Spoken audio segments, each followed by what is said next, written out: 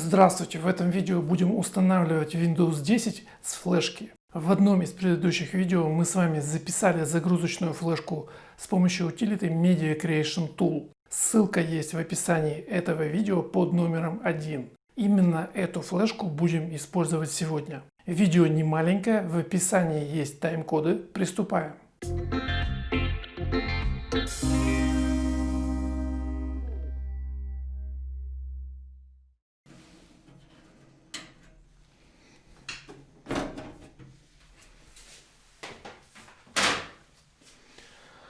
На этом компактном системном блоке жесткий диск размещен вертикально.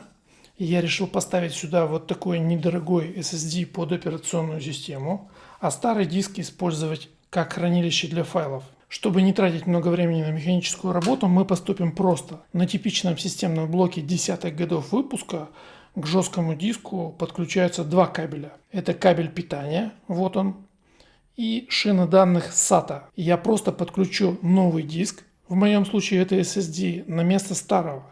Для этого достаточно отключить SATA кабель от старого диска.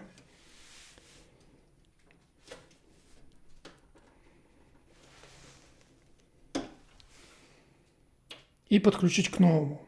Питание для нового диска можно взять с другого разъема. Наверное, вы найдете разъем в шлейфах. Кроме того, если у вас есть DVD-дисковод и вы им не пользуетесь, то можно отключить от него кабель питания и использовать для нашего нового системного диска. Вот у меня здесь как раз есть DVD-дисковод, я его не использую, и этот кабель я и буду использовать. В таком решении есть несколько плюсов. Проще установить новый Windows на новый диск. Старый диск не будет нам мешать при загрузке. Чаще всего ничего не придется настраивать в BIOS, так как SSD будет сразу подключен к тому же разъему на материнской плате, что и старый диск. Вот у меня черный провод, вот этот, да, подключается вот к этому разъему на материнской плате. Уже когда система будет установлена и нормально загружаться, можно взять еще один SATA кабель и подключить к любому свободному SATA разъему на материнской плате. Опять же, можно использовать SATA кабель от DVD-дисковода, если вы его не используете. После этого можно скопировать на SSD нужные файлы и папки отсюда, а затем отформатировать и использовать его в качестве хранилища. Обо всем этом немного подробнее позже. Сейчас давайте подключим SSD. Подключать его очень просто. Разъемы, вот этот 15-контактный разъем питания и 7-контактный разъем данных SATA, он имеет вот такую Г-образную форму, чтобы подключение было однозначно правильным. Такой же здесь вот имеется Г-образный выступ, а здесь имеется специальная выемка на самом разъеме. Очень легко все это подключается. Точно такой же выступ имеется на гнезде питания и на разъеме выемка специальная. Таким образом это все подключается. Я оставлю прямо в таком виде это все. Положу вот сюда вот такую подкладочку, чтобы у нас ничего не замкнуло и не упало. И теперь можно приступать к установке. Итак, новый пустой SSD подключен. Теперь подключаю загрузочную флешку к USB разъему. В данном случае это системный блок Hewlett Packard. Чтобы попасть в boot-меню, здесь при загрузке нужно нажимать на клавишу Escape. Я включаю системник кнопкой и начинаю нажимать на Escape.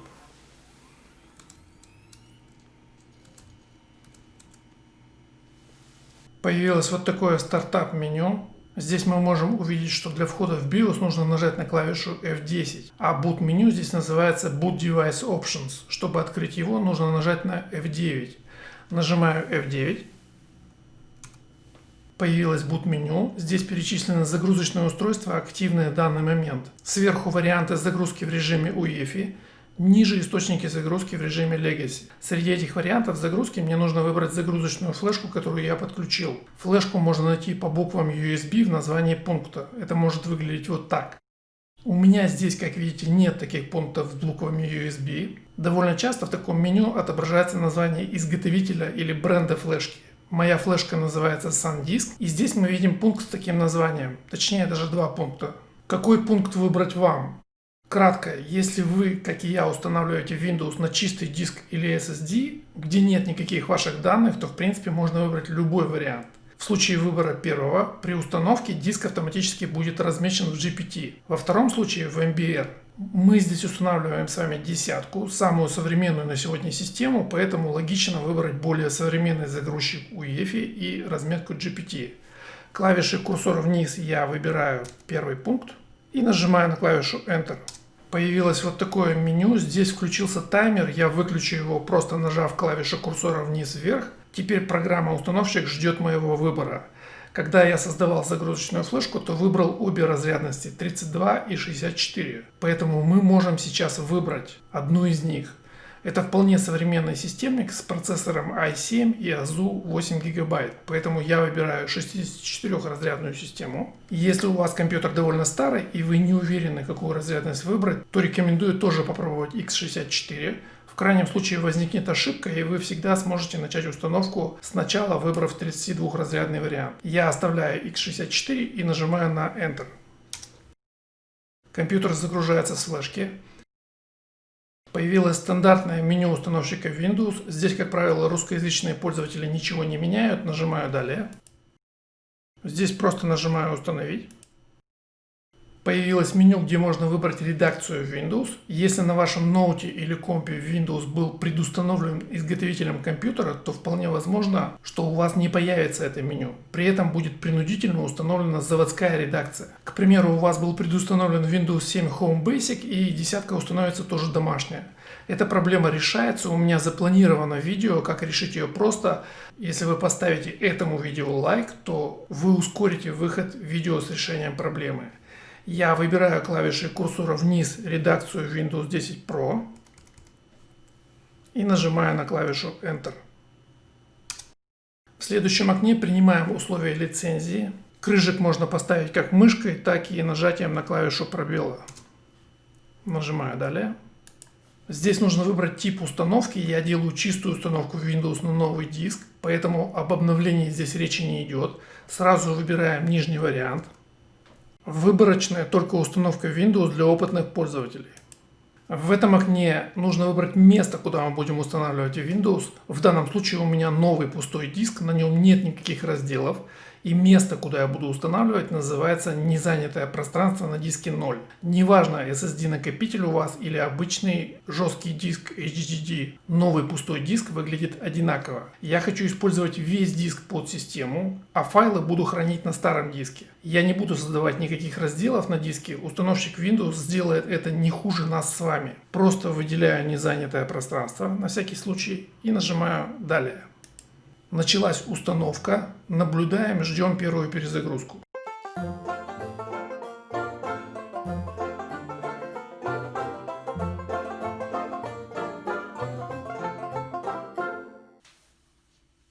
При первой перезагрузке компьютера обязательно отключите флешку, она больше не нужна.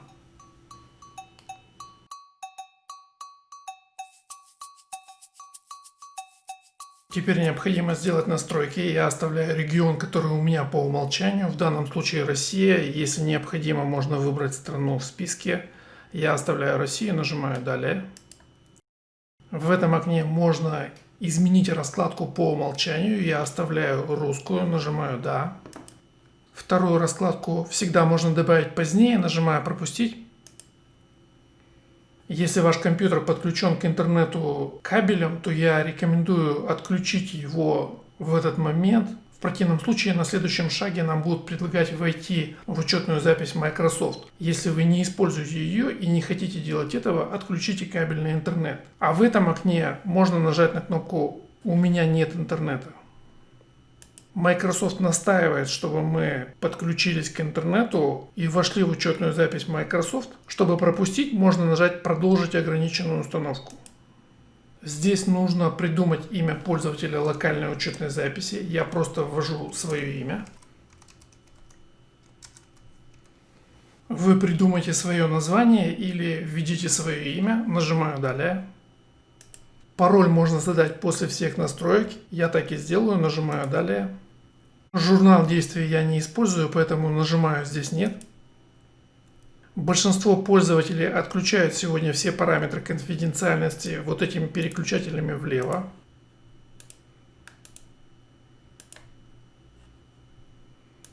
Нажимаю «Принять».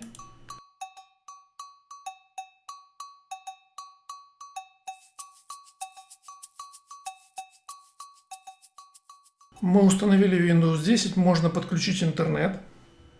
Как только я подключил интернет, мне сразу же предложили завершить настройку. Здесь нажимаем ОК. Здесь нам снова предлагают войти в учетную запись Microsoft. Если вы не хотите пока этого делать, можно нажать вот на эту кнопку «Пока пропустить».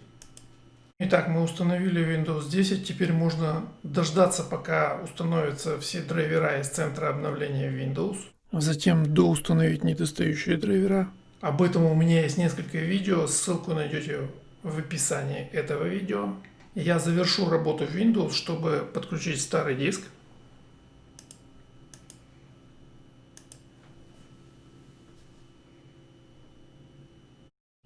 Теперь пора поставить все на место. Отключаем SSD.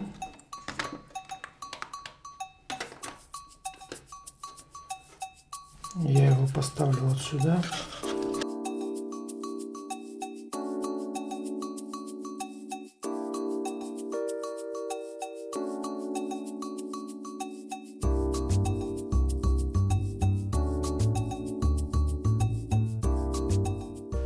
Подключаю его снова.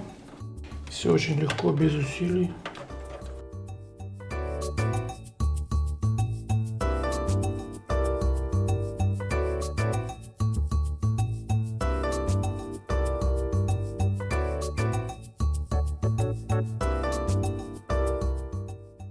SSD подключен. Теперь подключаю SATA кабелем от DVD дисковода, который у меня не используется. Подключаю жесткий диск. Все разъемы на материнской плате остаются на своих местах.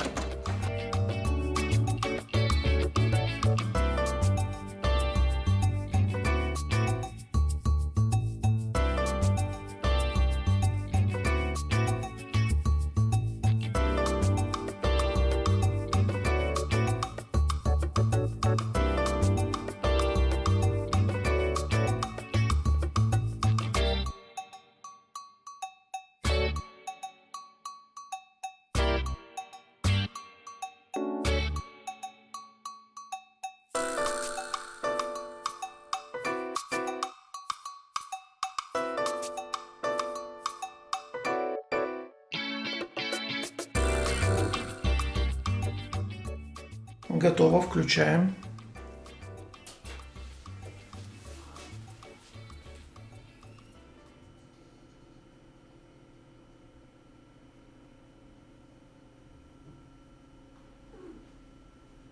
Давайте сразу посмотрим, какая версия Windows установилась. Открываю проводник, правая клавиша на этом компьютере, свойства.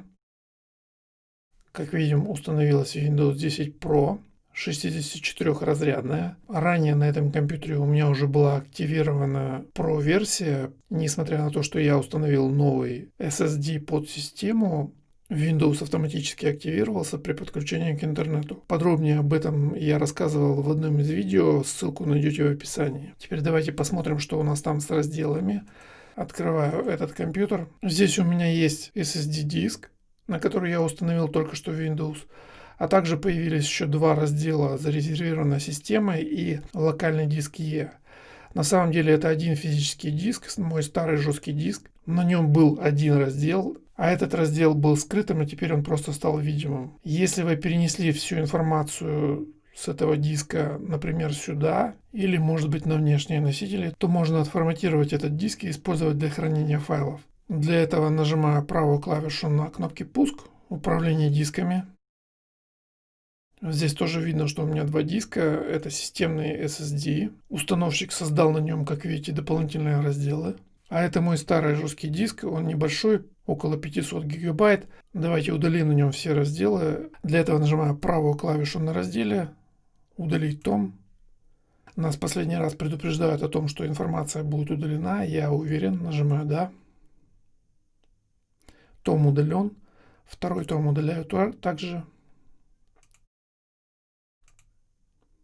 И теперь на нераспределенном пространстве можно создать раздел. Правая клавиша «Создать простой том». Далее оставляем все по умолчанию. Далее снова далее. Здесь можно называть том каким-нибудь образом. Например, для файлов.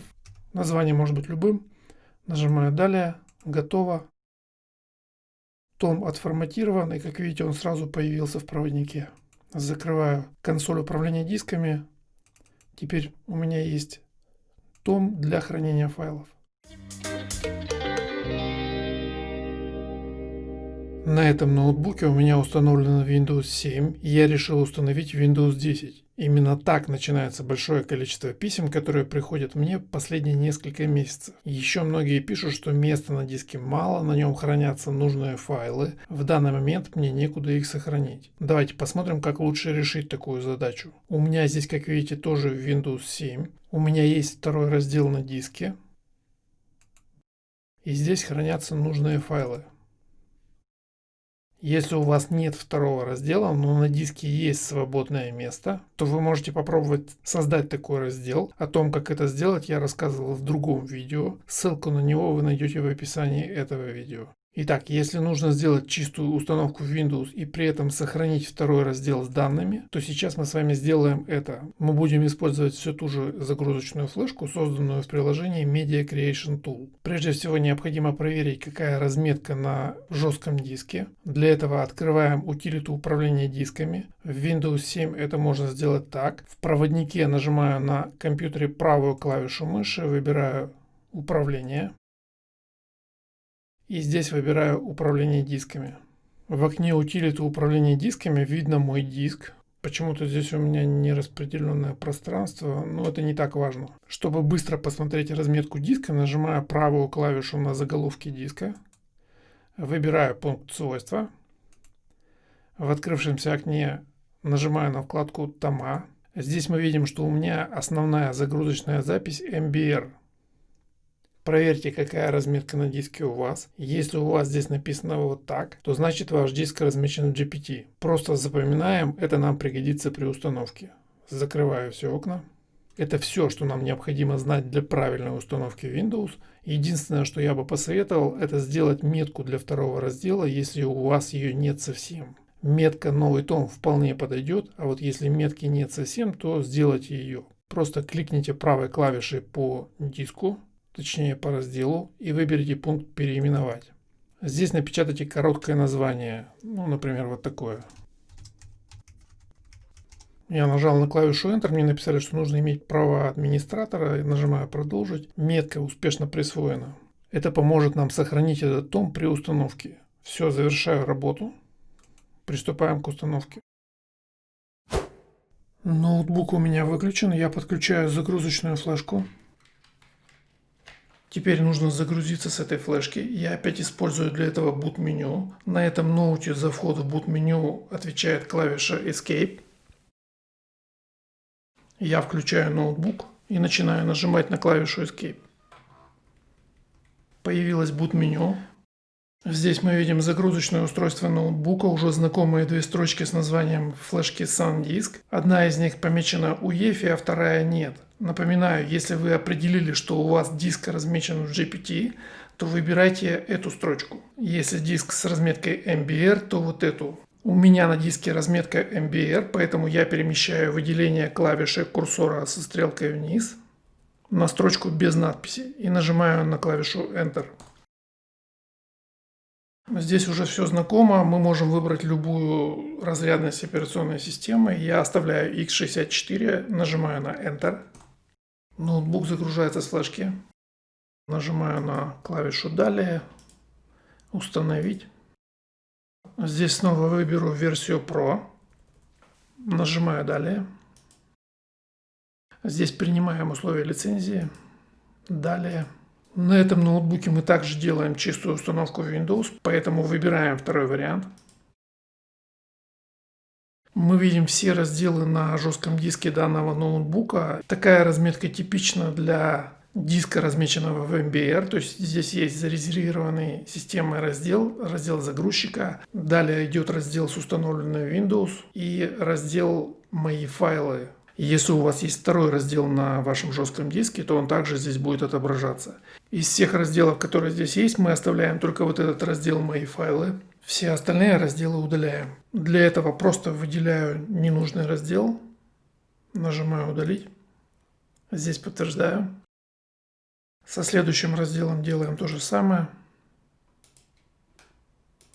Теперь остался нужный раздел и незанятое пространство на диске 0. То есть это то пространство, которое появилось в результате удаления ненужных разделов. Мы опять же не будем создавать здесь никаких разделов сами.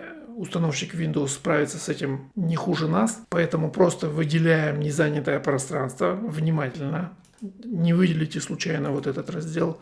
Выделяем незанятое пространство и нажимаем на кнопку «Далее». Началась установка Windows. Дожидаемся первой перезагрузки.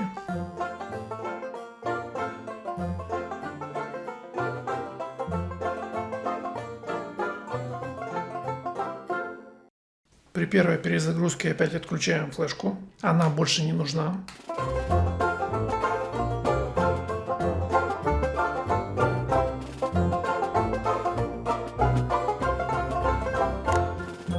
Здесь все по аналогии. Я оставляю Россию. Вы можете изменить страну, если необходимо. Нажимаю «Да». Русскую раскладку я оставляю. Нажимаю «Да». Вторую раскладку добавлять не буду. Нажимаю «Пропустить».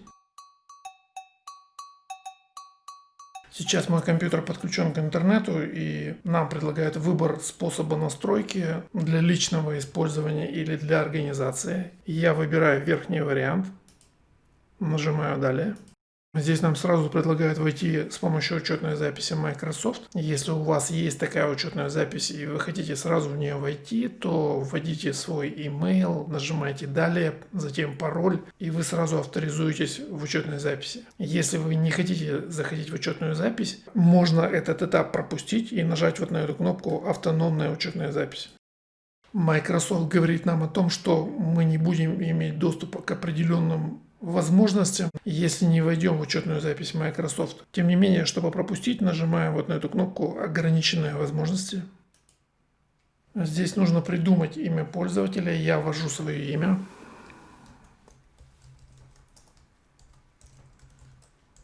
Нажимаю «Далее». Пароль можно сделать позже, после всех настроек. Нажимаю «Далее». Я журнал действий не использую, поэтому нажимаю «Нет». Ну и в этом окне большинство пользователей предпочитает отключать все движки влево. Так и сделаем. Нажимаю «Принять». Готово, Windows установлен. И давайте быстро убедимся, на месте ли мои файлы. Открываю проводник. Этот компьютер. Мои файлы. Здесь все в порядке. А также посмотрим разметку диска. В Windows 10 консоль управления дисками открывается очень просто. Правая клавиша на кнопке «Пуск». Управление дисками. Здесь мы видим типичную схему разделов для разметки MBR. На заголовке диска нажимаю правую клавишу. Свойства. Вкладка «Тома». И мы видим, что основная загрузочная запись на этом диске MBR. Вот эти два пункта в boot-меню для UEFI и Legacy режима имеют как свои плюсы, так и минусы. Грамотный пользователь использует их, чтобы установить с флешки Windows практически на любой ПК или ноутбук. А начинающего юзера эти пункты могут сбивать с толку и вызывать ошибки типа «Установка Windows невозможна», «Данный раздел имеет разметку GPT» или MBR. Надеюсь, с помощью этого видео грамотных пользователей станет немножко больше. Загрузочную флешку можно записать и другими программами. Если хотите узнать об этом подробнее, поддержите это видео своими лайками и комментами, и в одном из следующих рассмотрим. Чтобы не пропустить эти новые видео, не забудьте подписаться на канал и включить колокольчик. Если это видео было вам полезно, ставьте лайки, делитесь видео с друзьями. Спасибо! Я благодарю вас за просмотры, лайки, комментарии. Отдельная благодарность тем, кто поддерживает мой канал. Сегодня последний день уходящего года. Пусть в новом году ваши компы и ноуты летают, и нет не лагает, клава не глючит и вирусы обходят стороной. Не забывайте заглядывать на канал. С Новым годом!